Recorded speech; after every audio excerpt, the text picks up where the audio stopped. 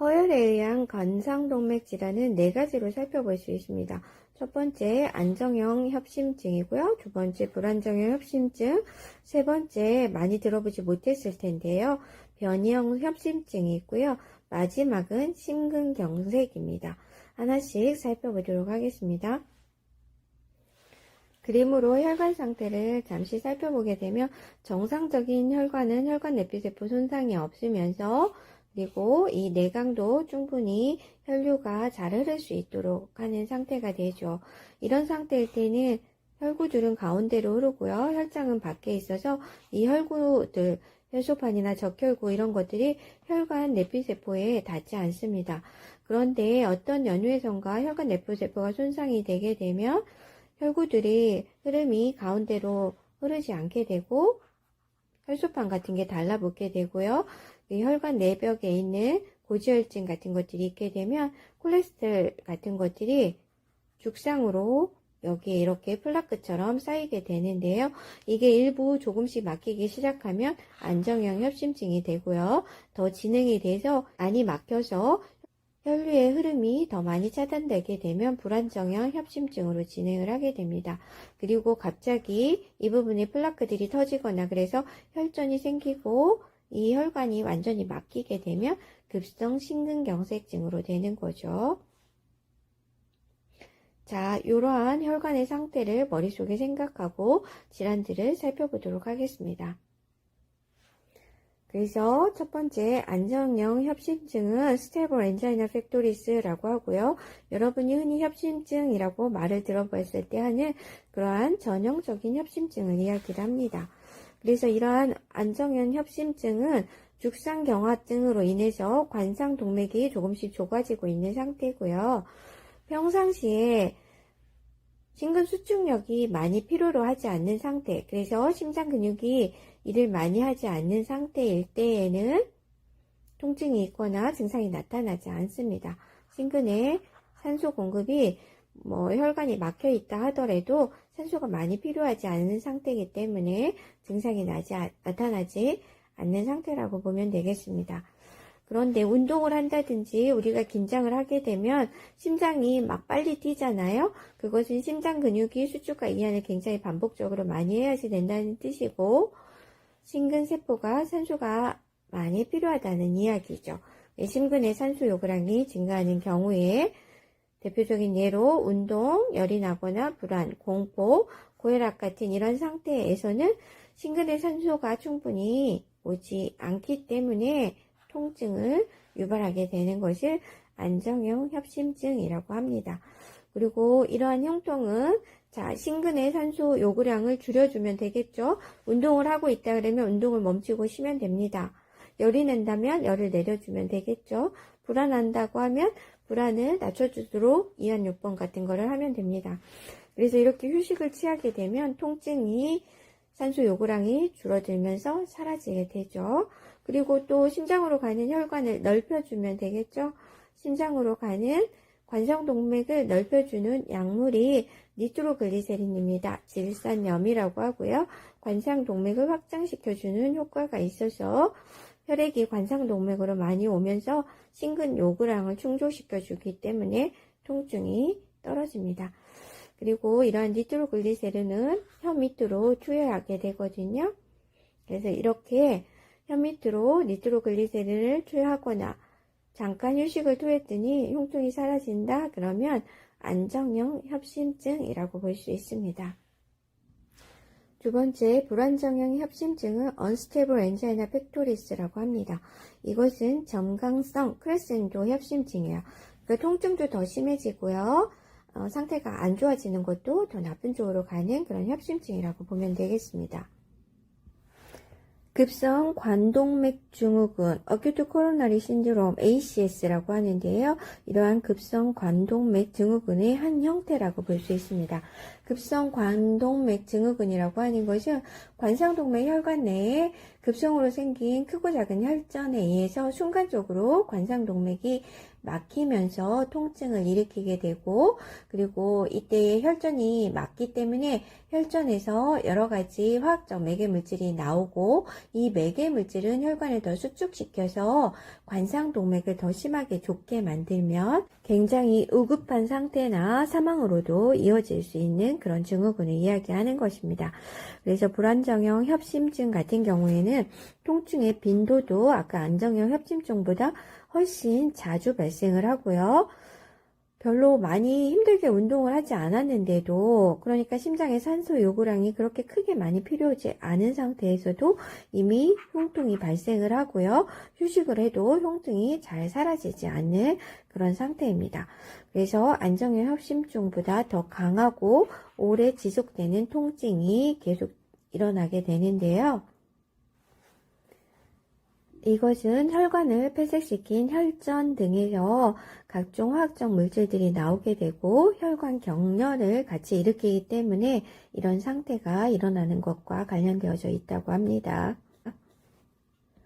그리고 불안정형 협심증은 반드시 관리를 해야지 되는데요. 왜 그러냐면 이것을 경색전 협심증이라고 이야기를 합니다. Free Infection Angina라고 하는데 이 폐색 부위가 개통되지 않고 비가역적인 허혈 상태로 진행되어서 심근경색을 일으킬 가능성이 많기 때문입니다. 그래서 불안정형 협심증도 응급실로 환자가 오게 되면 입원해서 이 폐색된 관상동맥을 재관료화시키는 시술 등을 시행하게 됩니다. 그래서 불안정형 협심증은 경색정 협심증으로서 위급한 상태로 갈 수 있다는 전조 증상으로서 매우 중요하게 생각해야 된다는 거 기억하고 있어야 되겠습니다. 세 번째는 변이형 협심증입니다. 베리언트 엔자이나라고 하고요. 또 다른 말로는 프렌치 메탈 협심증 이렇게 이야기도 합니다. 자, 좀 전에 앞에서 살펴본 안정형 협심증이나 불안정형 협심증 같은 경우는 휴식 상태에는 통증이 없다가 심근의 산소 소모량이 높아지는 운동을 한다던가 불안하다던가 이런 상태가 됐을 때 통증이 일어나죠. 그런데 이 변이형 협심증은 그런 상태가 아닌 휴식 중에도 관상동맥이 연축, 스파즘이죠. 떠는 거예요. 그래서 심근의 허혈 증상으로 인해서 통증이 발생하는 것입니다. 혈관이 떨지 않고 이렇게 반듯해야지 혈액이 이렇게 잘 통할 텐데요. 연축이 일어나면 이것이 이렇게 떨겠죠. 그러면 혈액이 앞으로 진도를 못 나갈 테기 때문에 관상동맥으로 혈류량이 부족한 상태가 돼서 일어나는 통증이라고 보시면 됩니다. 그리고 이런 변이형 협심증에서도 이것을 연축이 일어나지 않게 하기 위해서 혈관을 확장시켜주면 되겠죠. 니트로글리세린, 질산염이 관상동맥을 확장시키는 약물이라고 했고요. 혀 밑으로 투하시켜서 흡수되게 하면 되는 약이라고 했고요. 칼슘 통로 차단제 등을 쓰게 되면 심장 근육과 평활근의 이완을 가지고 와서 혈관을 확장시키기 때문에 심장의 통증을 완화시킬 수 있습니다. 안정형 협심증이나 불안정형 협심증, 심근경색 같은 경우는 혈관이 폐색되어서 일어나는 흉통이고 심장질환이라고 본다면 변이형 협심증은 다르게 혈관이 막힌 것이 아니라 혈관 연축에 의해서 일어나는 흉통이고 휴식 중에도 일어난다는 것 알고 있어야지 되겠습니다. 실제적으로 이런 통증이 있어서 병원에 찾았을 때 이 환자에게 통증이 없다고 하면 변이형 협심증 같은 경우에는 심전도나 운동부하 검사 같은 것에서도 정상일 수 있습니다. 그래서 혈관의 연축을 일으키는 약물을 주의 깊게 투여하고 혈관 연축이 일어나면서 통증이 유발되는지 확인하는 검사 등을 통해서 진단을 하게 됩니다. 관상동맥 질환 마지막 네 번째는 심근경색입니다. 심근경색은 심한 경우에 사망에도 이를 수 있는 매우 위중한 질병입니다. 우리는 마이오카디아 인팍션이라고 하고요. 병원에서 흔히 MI라고 이야기하는 것이 심근경색입니다. 심근경색이라고 하는 것은 심장으로 가는 혈관인 관상동맥이 폐색이 되어서 심장 근육에 산소를 공급하지 못하는 허혈성 상태가 일어나고요. 심장 근육은 허혈이기 때문에 산소를 공급하지 못해서 저산소성 괴사가 발생한 상태를 이야기하는 것입니다. 흔히 우리는 심장 발작이라고도 합니다. 대표적인 원인은 죽상경화증입니다. 그래서 죽상경화증에 의해서 동맥 내강이 75% 이상 협착, 폐색이 일어나게 되면 심근경색이 일어날 수 있습니다. 그리고 이때 죽상경화증 내부에 있는 이 플라크죠. 죽상으로 만들어진 그 폐색된 부위가 터지면서 혈전이 만들어지게 되면 관상동맥을 완전히 막게 되고 심근경색이 더 심각해질 수도 있습니다. 그림으로 보게 되면 이렇게 혈관이 막혔을 때요, 이렇게 쌓여져 있는 것을 플라크, 죽상경화반 이렇게 얘기를 하는데요. 이 내부에 혈전이 생기고 이것이 터지고 나서 이 좁아져 있는 혈관을 완전히 막을 수도 있습니다. 그래서 이렇게 죽상경화반 파열에 의해서 출혈이 생기게 되면 관상동맥 내강이 좁아지고 폐색에 의해서도 심장 발작이 일어날 수 있습니다. 그리고 이렇게 갑작스러운 파열이 아니라 관상동맥이 죽상경화증에 의해서 조금씩 협착이 되거나 폐색이 진행되면 심근경색으로 진행이 될 수 있습니다. 이런 상태에서 심근은 허혈이 있게 되고요. 심근은 허혈성, 저산소성 세포 손상을 입게 되고 심근 조직은 네크로시스, 괴사가 일어나고 이렇게 된 상태를 심근경색이라고 하는 질환이 되는 것입니다. 심근경색이 발생을 하게 되면 이렇게 괴사된 부위에 염증 반응이 일어나겠죠. 그렇기 때문에 굉장히 극심한 흉통을 발생시키고요. 이 괴사된 부위가 심장은 수축과 이완을 해서 전신으로 혈액을 내보내는 장기잖아요. 근데 이 부분에 괴사가 되면 수축에 문제가 생기겠죠. 수축에 문제가 생긴다는 것은 전신으로 혈액을 내보내지 못한다는 뜻이고, 전신에 혈액을 내보내지 못하는 것은 조직은 또 저산소증이 오게 되는 거죠. 조직이 저산소증이 오게 되기 때문에 또 우리의 신경계는 심장박동을 빨리 뛰게 하고 혈액을 더 많이 전신으로 돌게 해서 조직의 저산소증을 대비하고자 하겠지만 지금 심장 근육에 문제가 있기 때문에 더 심각한 통증을 일으키게 되고 심박출량은 더 감소되면서 증상을 악화시키게 되는 거죠. 그래서 호흡곤란도 발생을 하게 됩니다. 즉시 이 폐색된 부위에 혈액을 개통시켜주지 않게 되면 조직은 괴사가 더 많이 일어날 테고요. 조직이 괴사가 되고 염증 반응이 일어나고 나중에 다행히 이 부분이 수복이 돼서 치유가 일어난다 하더라도 원래 심장 근육세포가 아니고 섬유수가 많이 포함된 이런 조직으로 대체가 되겠죠. 그러면 이 부분의 수축과 이완을 잘하지 못하는 상태가 되겠죠. 이것 때문에 굉장히 많은 합병증이 발생할 수 있습니다. 그래서 우선 이 경색 부위가 심장의 전도로가 지나가는 길에 경색 부위가 생기게 되면 부정맥이 발생할 수 있겠고요. 그리고 이 부분의 수축과 이완이 잘 안 되면서 심박출량이 줄어들게 되면 나타나는 증상이 심부전증이죠. 우리가 앞에서 살펴보았었고요. 그리고 경색된 부위가 굉장히 심해서 수축을 거의 못하고 심박출량이 갑자기 줄어드는 상태가 되는 것을 심장성 쇼크라고 하죠. 이런 상태가 될 수도 있고요. 이 괴사된 부위가 약해져가지고 찢어질 수도 있겠죠. 심장 파열이죠. 심장이 파열이 되게 되면 이 심장을 싸고 있는 막 사이에 또 혈액이 쌓이게 되겠죠. 그리고 그 혈액에 의해서 심장을 누르게 되죠. 카디악 tamponad라고 하는데 우리나라 말로는 심장 압전 또는 심장 눌림증 이렇게 얘기를 합니다. 이러한 심근경색의 치료 방법은 이 폐색된 부위를 개통시켜줘야지 되는 거죠. 그래서 폐색을 열어서 관상동맥을 재관류시키는 것입니다. 재관류도 굉장히 시간이 중요하죠. 여러분이 골든타임이라고 하는 걸 들어봤잖아요. 그래서 혈전 용해술을 시행하기 위해서는 최소한 6시간 이내에 혈전 용해술이 진행이 되어져야 되고요. 그리고 최대 12시간 이내에 재관류화가 필요합니다. 그리고 혈전 용해술 외에도 경피적 풍선 확장술, 혈관 성형술이라고도 하는데요.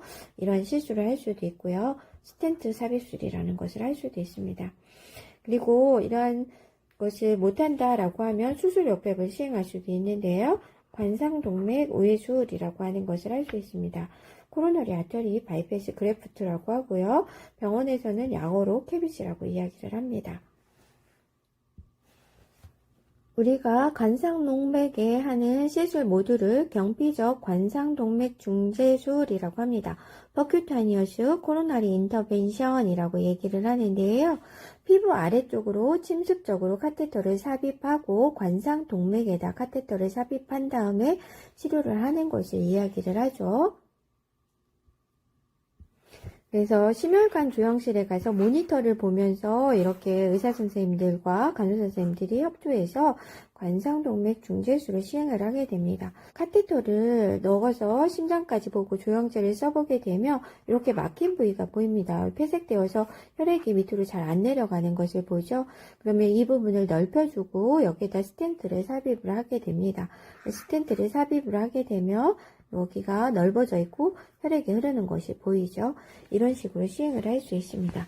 경피적이라고 하는 것은 이렇게 보통 대퇴동맥을 통해서 카테터를 삽입을 하게 되고요. 심장에다 간을 넣은 다음에 조영제를 쓰고 그리고 이러한 카테터를 이렇게 가이드 와이어를 넣게 되고요. 경피적 풍선 확장술이라고 하는 것은 풍선으로 옆에 좁아진 부분을 이렇게 눌러가지고 넓혀주고 이것을 빼게 되면 혈액이 잘 흐를 수 있겠죠. 근데 이렇게만 하면 다시 막힐 수가 있기 때문에 여기에다가 스텐트를 넣게 되고요. 이 스텐트 삽입을 해서 좁아진 길을 넓혀주게 되는 거죠.